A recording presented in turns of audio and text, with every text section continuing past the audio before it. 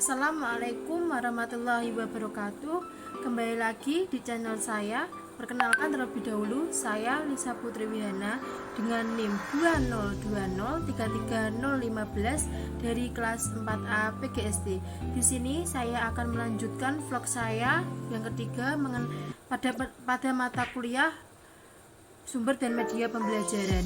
Pada materi ini sudah dijelaskan oleh Bapak dosen kita pada YouTube beliau. Nah, di sini saya akan menjelaskan materi mengenai jenis dan karakteristik media pembelajaran. Nah, dari materi itu ada beberapa tujuan tentang landasan penggunaan media pembelajaran, antara lain ada landasan filosofis, ada landasan psikologis, dan ada landasan empiris. Nah, selanjutnya saya akan menjelaskan beberapa landasan menurut para ahli. Nah, sekarang saya akan menjelaskan materi mengenai kerucut pengalaman atau count of experience diperkenalkan oleh Edgar Dale pertama kali pada tahun 1946 dalam bukunya yang berjudul Audiovisual Method in Teaching tentang metode audiovisual dalam pengajaran. Kemudian ia merevisi pada percetakan kedua pada tahun 1954 dan revisi lagi pada tahun 1969. Kerucut pengalaman Edgar Dale menunjukkan pengalaman yang diperoleh dalam menggunakan media dari paling konkret atau di bagian paling bawah hingga paling abstrak atau di bagian paling atas. Awalnya pada tahun 1946, Dale menyebutkan kategori pengalaman sebagai berikut. Yang pertama, pengalaman langsung dan pengalaman yang disengaja. Yang kedua, pengalaman yang dibuat-buat. Yang ketiga, partisipasi dramatis. Yang keempat, demonstrasi. Yang kelima, kunjungan lapangan. Yang keenam, pameran.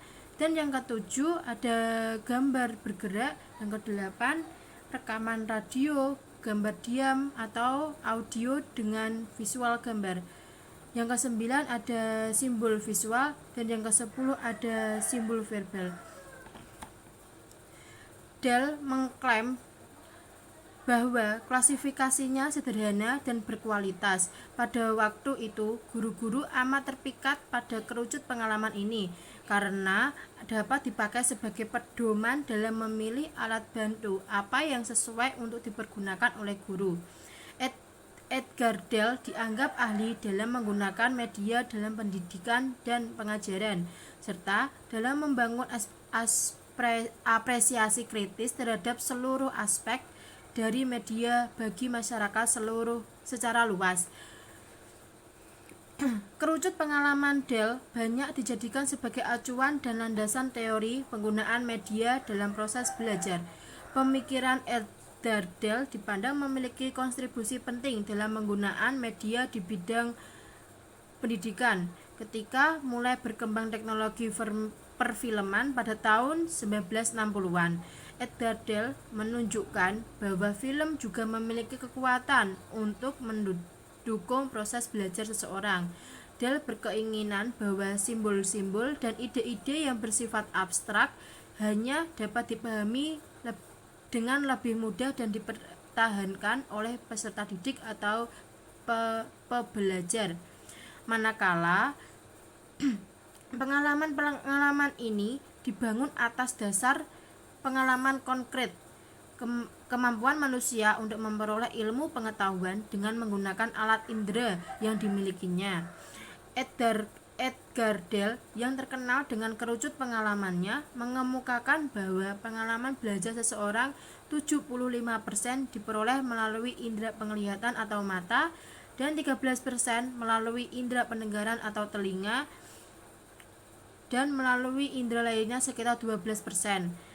Teori kerucut pengalaman Edgar Dale bahwa 75% melalui indera penglihatan maka akan sangat membantu dan memudahkan peserta didik dalam memahami materi yang dikemukakan oleh guru.